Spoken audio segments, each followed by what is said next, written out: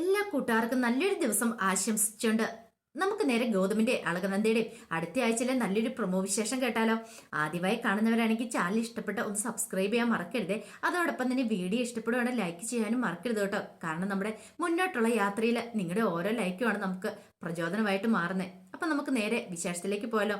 അങ്ങനെ അടുത്ത ആഴ്ച നമ്മൾ കാണാൻ പോകുന്നത് പിങ്കിക്ക് നല്ല 8ന്റെ പണിയാണ് കിട്ടാനായിട്ട് പോകുന്നത്. അങ്ങനെ അർജുന്റെ മടങ്ങിവരവാണ്. നമ്മൾ ആരും പ്രതീക്ഷിക്കാത്ത വലിയ ടെസ്റ്റിലേക്ക് കഥ അങ്ങനെ പോവാണ്. അപ്പൊ അതിന്റെ കുറച്ച് വിശേഷങ്ങൾ, അങ്ങനെ പിങ്കിയുടെ അഹങ്കാരത്തിന് ആണിയടിക്കാനായിട്ട് അർജുൻ അങ്ങനെ തിരികെ വരുവാണ്.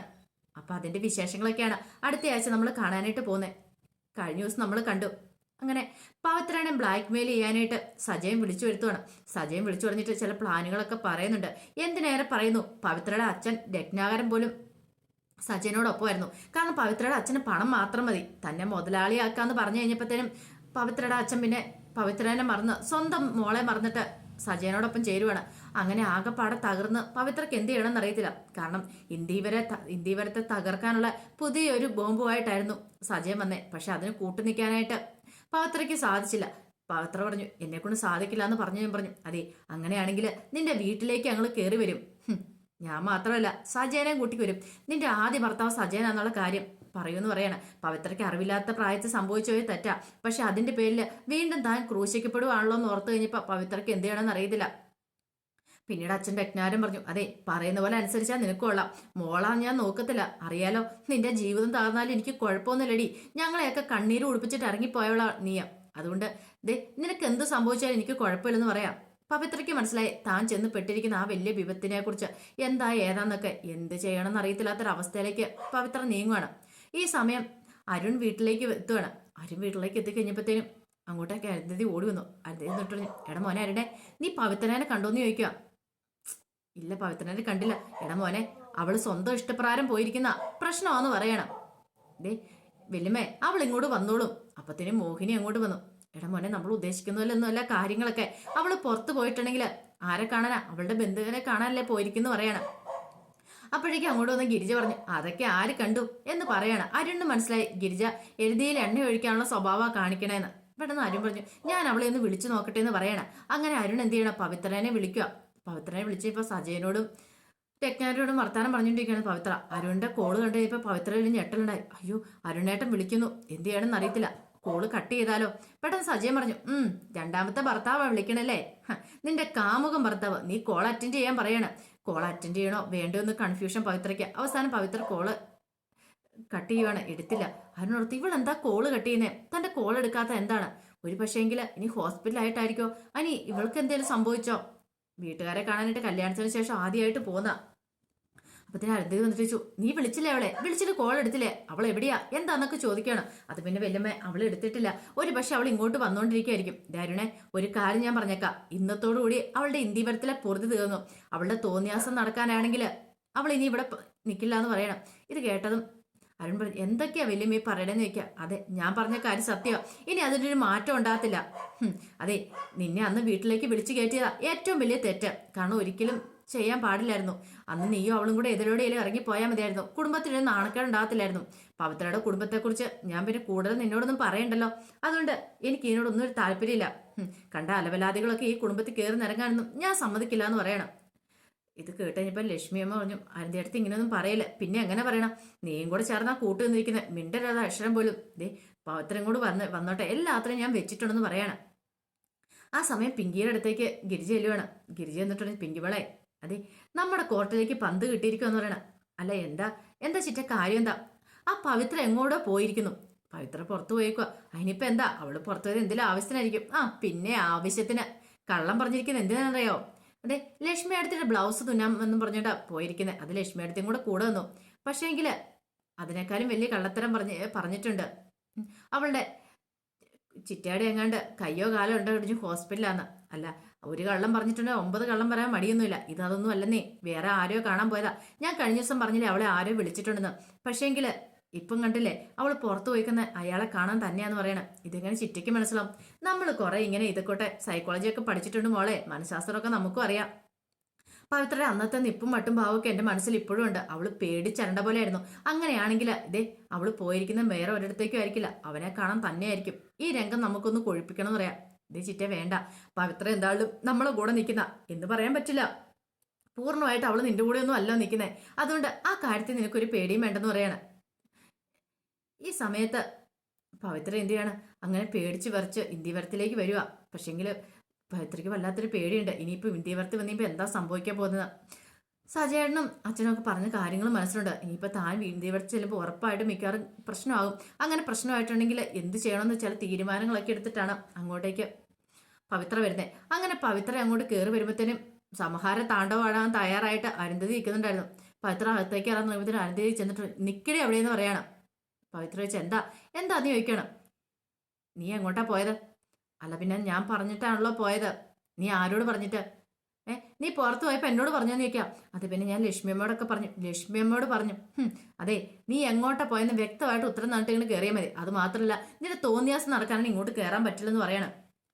ഇത് കേട്ടതും പവിത്ര പറഞ്ഞു, അതെ വെല്ലുമ്മയ്ക്ക് പറയേണ്ട കാര്യമില്ലെന്ന് പറയണം. ഇത് കേട്ടതും ഒരു നിമിഷം അരുന്ധതി ഞെട്ടിപ്പോയി. പെട്ടെന്ന് മോഹിനി അങ്ങോ ചെന്നിട്ട് ചോദിച്ചു, നീ എന്താടി പറഞ്ഞേ? അതേ പ്രസംഗി എന്ന് പറഞ്ഞ് പവിത്രയുടെ കൈകിട്ട് അടിക്കുകയാണ്. എന്നിട്ട് പറഞ്ഞു, നീ എങ്ങോട്ടാ പോയെന്ന് എനിക്കറിയാം. ദേ ഒരു കാര്യം ഞാൻ പറഞ്ഞേക്കാം, ഇതൊന്നും ഇവിടെ നടക്കുന്ന കാര്യമല്ലെന്ന് പറയണം. അന്നേ അരുൺ പറഞ്ഞ നിന്നെ ഇവിടെ കയറ്റുന്ന സമയത്ത് വാക്ക് വന്നിട്ടുണ്ടായിരുന്നു, ഒരു കാരണവശാലും നിനക്ക് നിന്റെ വീട്ടുകാരായിട്ട് യാതൊരു ബന്ധം ഉണ്ടായിരിക്കില്ലെന്ന്. അതുകൊണ്ട് നീ അവരെ കാണാൻ പോയില്ലേ, നാശം പിടിച്ചോളെ, ഒരുമ്പൊട്ടോളെ എന്നൊക്കെ പറഞ്ഞുകൊണ്ട് വീണ്ടും തല്ലാൻ തുടങ്ങണം. അപ്പത്തിനും ദേഷ്യം വന്നങ്ങോട്ട് പവിത്ര കയ്യിലേക്ക് അങ്ങോട്ട് കയറി പിടിക്കണം. കൈ പിടിച്ചിട്ട് മേലെ എന്നെ തല്ലലെന്ന് പറയണം.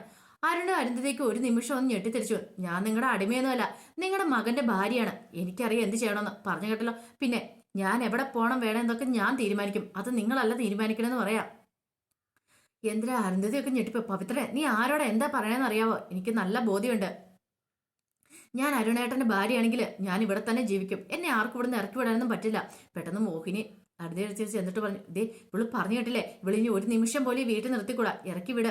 പാവമാണല്ലോ എന്ന് പറഞ്ഞ് ഇത്രയും ദിവസം കൂടെ പിടിച്ച് കൊണ്ടുവരണ. എന്നിട്ട് അവള് പറഞ്ഞു കേട്ടില്ലേന്ന് ചോദിക്കുക. ലക്ഷ്മി പറഞ്ഞു, മോളെ പവിത്രേ നീ ആരോടെ എന്താ പറയണെന്ന് നിനക്ക് വല്ല ബോധമുണ്ടോ? ദേ നിന്റെ അമ്മ ഇത്രയും കാലം നിന്റെ കൂടെ നിന്നല്ലേന്ന് ചോദിക്കാം. ദേ ഏത് അമ്മയാളും കുഴപ്പമില്ല, പക്ഷെ ഒരു കാര്യം ഞാൻ പറഞ്ഞേക്കാം, എന്റെ പേഴ്സണൽ ആയിട്ടുള്ള കാര്യങ്ങൾ ഇടപെടാൻ ആരും പറഞ്ഞെന്ന് പറയണം. പെട്ടെന്ന് അരുൺ അങ്ങോട്ട് ചെന്നു. അരുൺ ചെന്നിട്ട് നീ എന്താ പവിത്ര പറഞ്ഞെന്ന് ചോദിക്കാം. അത് പിന്നെ അരുണേട്ടാ നീ എങ്ങോട്ടാ പോയെന്ന് ചോദിക്കാം. ഞാൻ പറഞ്ഞിട്ടാണല്ലോ പോയത്. എൻ്റെ ഒരു ചിറ്റയ്ക്ക് വയ്യാതെ കിടക്കാൻ കാണാനായിട്ട്. ഏത് ചിറ്റ? അത് പിന്നെ ഞാനെന്ന് പറഞ്ഞ് പവിത്ര എന്ന് പത്രമാണ്. പെട്ടെന്ന് അരുണിനോട് പറഞ്ഞു, അല്ല അരുണേട്ടനോട് ഞാൻ എന്തിനാ ഇതൊക്കെ പറയണേ? ഇത്രയും കാലമായിട്ടും അരുണേട്ടൻ അതിനെക്കുറിച്ച് അന്വേഷിച്ചിട്ടുണ്ടോ? എൻ്റെ വീട്ടുകാരെ കുറിച്ച്, എൻ്റെ മാനസികസ്ഥിതി എന്താണെന്ന് അന്വേഷിച്ചിട്ടുണ്ടോ? ഇത്രയും കാലം ഈ വീട്ടിലേക്ക് കൊണ്ടുവന്നിട്ടിട്ട് ഭാര്യയാന്നും പറഞ്ഞിട്ട് അരുണേട്ടന് സോനിയാസം അങ്ങോട്ട് പോയിട്ടുണ്ടെങ്കിൽ 1-2 മാസം കഴിഞ്ഞിട്ടൊക്കെ ചിലപ്പോൾ തിരിച്ചു വരുന്നേ, 1-2 ദിവസം. എനിക്ക് എൻ്റെതായ ആഗ്രഹങ്ങളും ഇഷ്ടങ്ങളൊക്കെ ഇല്ലേ, ഇതൊക്കെ ഞാൻ ആരോടാ പറയണേ? കല്യാണം കഴിച്ചാൽ മാത്രം പോരാ, ഒരു ഭാര്യയെ നല്ല നിലയ്ക്ക് നോക്കാനും പഠിക്കണം, എന്നിട്ട് വേണം ചോദ്യം ചെയ്യാൻ വരാന് എന്നൊക്കെ പറഞ്ഞ് പവിത്ര ഭയങ്കരമായിട്ട് കിടന്ന് ചൂടാവാണ്. എല്ലാം കേട്ട് കഴിഞ്ഞപ്പോഴത്തേനും അരുണ് ഞെട്ടിപ്പോയി. മോഹിനി പറഞ്ഞ്, കണ്ടില്ല അവളുടെ അഹങ്കാരം, ഇതാ പറയണത്.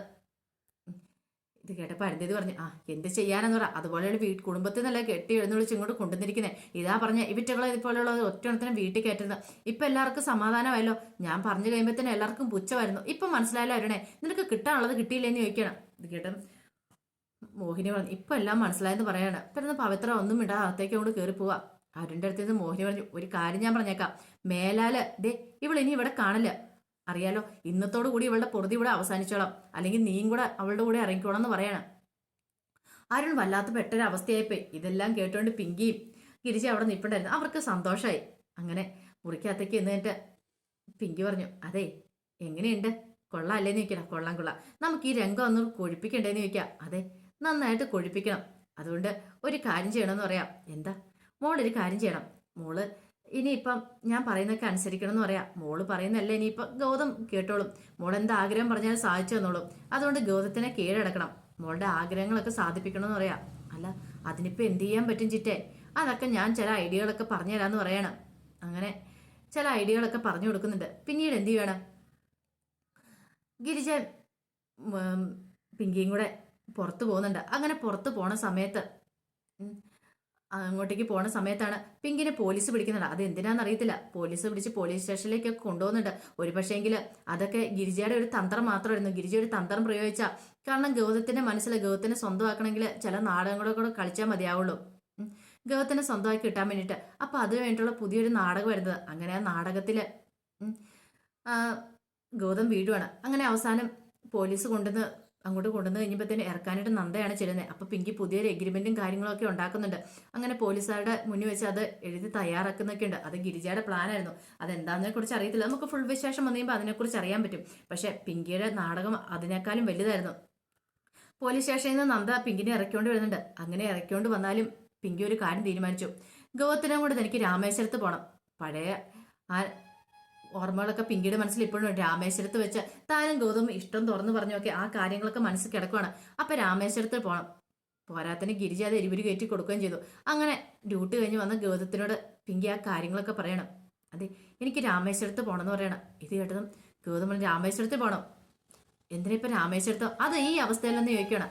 അത് പോണെന്ന് പറഞ്ഞാൽ പോണം. ഒരു കാര്യം ചെയ്യാം, വീട്ടിലെല്ലാവരോടും പറയാന്ന് പറയാം. ഇത് കേട്ടൻ പറഞ്ഞു. അതെ, വീട്ടിലാരോടും പറയണ്ട. എനിക്ക് പോകേണ്ടത് ഗൗതമിനോടൊപ്പമാണ്.